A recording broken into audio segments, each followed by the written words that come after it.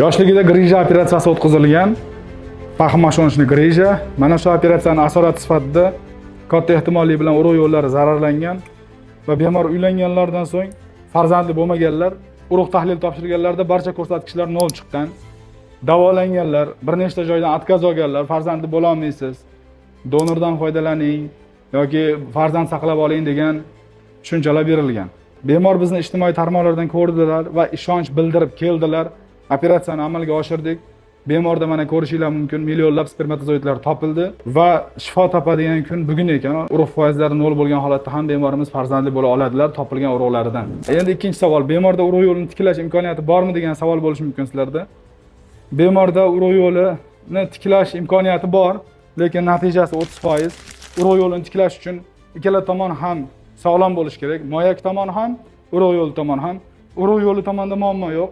Urug' yo'llarini ulaydigan joyimiz epididimizda muammolar borligi uchun biz bemorga keyinchalik o'zingiz qaror berasiz. Hozirda men sizga tavsiya qilmayman urug' yo'llarini tiklash operatsiyasini deb tushuntirdim. Xudo xolasa endi ota bo'ladilar. Bemorlarga tavsiya qila olasizmi? Kesillar o'sha amaliyotni bajarib, ular ham otali anasiga sazovor bo'lsinlar. Barcha yaqinlaringizda og'ir darajadagi bepushtlik bo'lsa, mana 0 bilan ota-ona bo'layotganlar bor. Siz nimani kutib turibsiz? Ushbu videoni yuborib qo'ying.